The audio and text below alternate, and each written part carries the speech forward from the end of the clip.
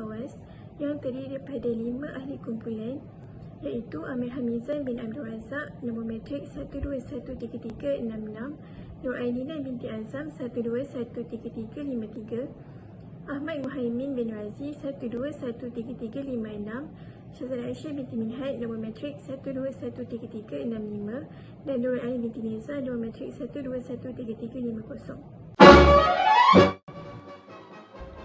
Saya Nur Ainina binti Azam, nombor matrik 121353. Etika memberi maksud prinsip moral atau nilai akhlak atau tingkah laku yang menjadi pegangan seseorang individu atau sesuatu kumpulan. Manakala peradaban pula membawa maksud sistem dan tahap perkembangan sosial sesuatu bangsa. Tahap penghayatan etika dan peradaban dipengaruhi oleh struktur sosial, sejarah dan biografi sesebuah masyarakat. Peradaban globalisasi menjadi penghalang utama dalam membina kesepaduan nasional pada masa kini kerana masyarakat dipengaruhi oleh perkembangan teknologi, maklumat dan komunikasi yang lebih kompleks. Disebabkan faktor peredaran zaman ini, masyarakat sukar mencapai persefahaman dan wujudnya jurang perbezaan antara satu sama lain.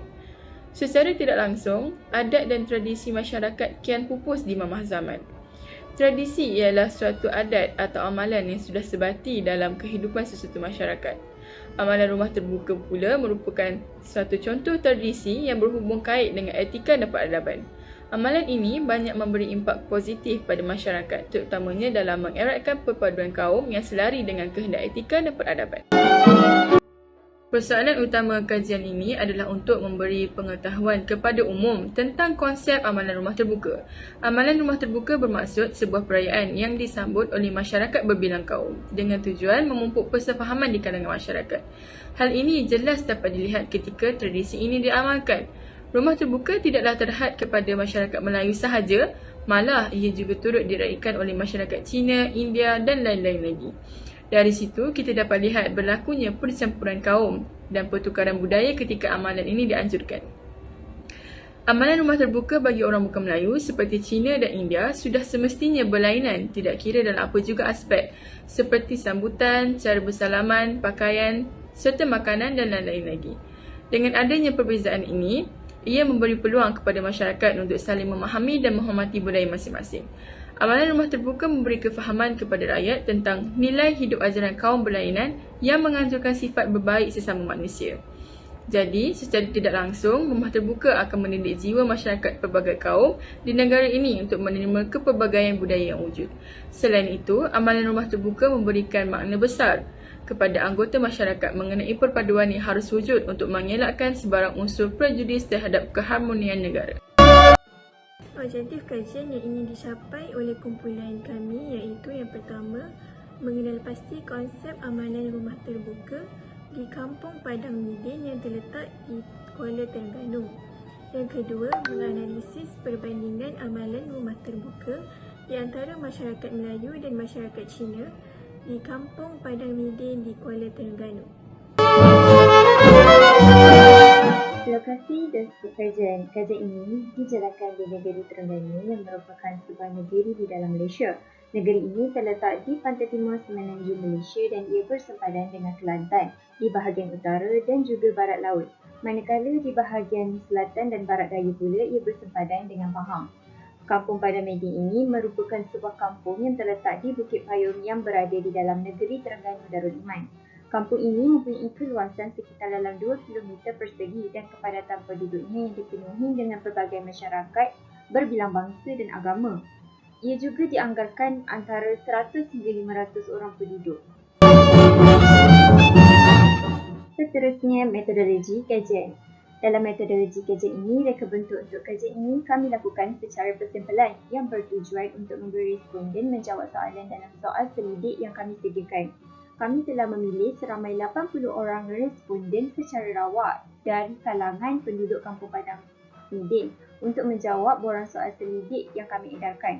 Bilangan sampel ini bersesuaian dengan kajian kuantitatif yang memerlukan bilangan sampel yang besar untuk mewakili populasi yang digaji. Seterusnya, instrumen kajian. Instrumen kajian ini merupakan satu alat yang digunakan oleh kami sebagai asas bagi memperolehi data yang kami hendaki agar objektif kami dapat dicapai dengan jayanya. Oleh itu, terdapat pelbagai kaedah yang digunakan oleh kami dalam proses pengumpulan data ini, iaitu kami menggunakan kaedah soal selidik. Dalam kaedah soal selidik ini, kami menggunakan dua jenis sumber, iaitu sumber primer dan juga sumber sekunder.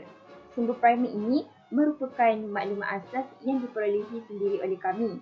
Kaedah soal selidik ini kami gunakan untuk mengumpul data-data yang dikendaki di Kampung Padang Midin. Kaedah ini dijalankan dengan mengemukakan soalan secara tertutup kepada para responden yang terlibat, iaitu soalan yang mudah dan juga ringkas. Manakala sumber sekunder pula bukanlah satu maklumat ataupun ilmu pengetahuan yang baru, tapi sumber sekunder ini adalah merupakan bahan ataupun dokumen yang dikaji melalui pembacaan bahan bertulis di tempat lain.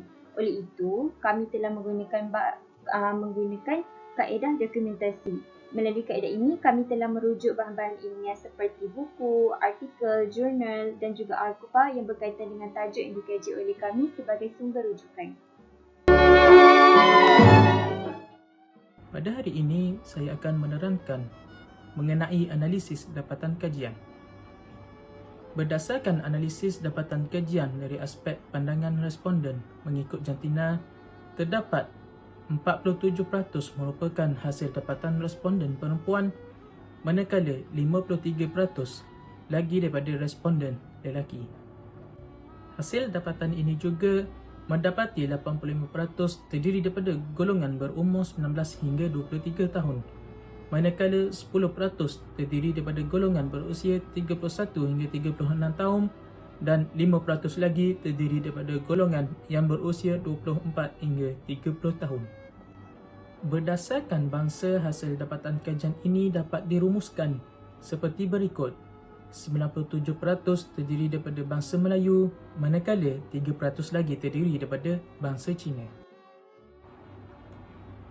Seterusnya, analisis dapatan kajian berdasarkan konsep amalan rumah terbuka yang dikenal pasti oleh penduduk Kampung Padang Midin mendapati ramai responden yang telah bersetuju dengan penyertaan ini, iaitu yang pertama, dapat memberikan kebaikan kepada orang ramai. Seterusnya, dapat mengeratkan hubungan silaturahim, dan konsep amalan rumah terbuka merupakan satu medium untuk kita mengenali dan memahami budaya kaum lain. Selain itu, konsep amalan rumah terbuka juga merupakan satu amalan yang tidak mengeluarkan kos dan pembelanjaan yang banyak. Seterusnya, perbandingan amalan rumah terbuka masyarakat Melayu dengan masyarakat Cina ialah yang pertama, perbezaan amalan rumah terbuka antara masyarakat Melayu dan Cina diukur dari segi pakaian.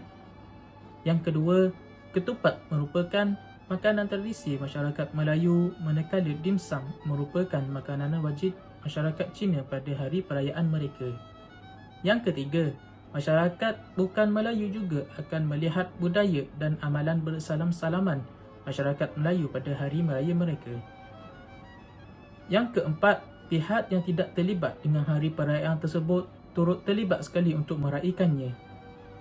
Yang kelima, pemahaman yang mendalam terhadap budaya masyarakat Melayu akan menjadikan masyarakat lain sentiasa diterima dalam kalangan masyarakat Melayu.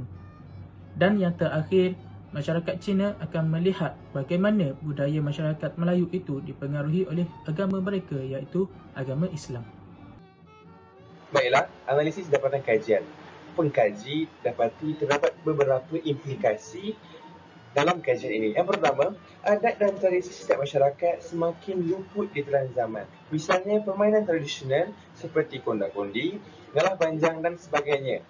Hal ini kerana golongan muda kini lebih memilih untuk meluangkan masa mereka dengan gadget semata dan mereka kurang didedahkan dengan permainan tersebut.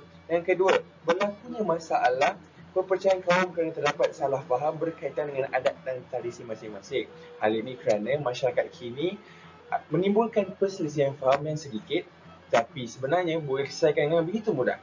Yang ketiga, masyarakat muda kurang berminat dengan amalan rumah terbuka. Hal ini kerana masyarakat muda kini lebih mencintai sosial media berbanding mengeratkan silaturahim bersama masyarakat. Apabila ada implikasi, pasti ada cadangan untuk menghilangkan implikasi tersebut. Baiklah, yang pertama, golongan muda perlu menanam nilai ingin tahu tentang budaya kaum sendiri agar mereka dapat mengekalkan tradisi tersebut. Hal ini kerana apabila seseorang individu itu ingin mendalami adat dan tradisi kaum masing-masing, pasti akan meningkatkan nilai kualiti sesuatu kaum dan mengekalkan adat dan tradisi tersebut. Yang kedua, program-program kemasyarakatan perlu diketengahkan lagi bagi memupuk nilai silaturahim sesama insan dapat bertahan kukuh. Hal ini kerana program-program ini akan meningkatkan nilai silaturahim sesama insan. Dan yang terakhir, ibu bapa perlu mainkan peranan yang amat besar bagi mengalahkan anak mereka bergaul dengan kaum lain supaya mereka sedar betapa pentingnya kehormatan kaum dan agama. Justru dengan itu, anak-anak dapat membezakan antara hak dan yang lain.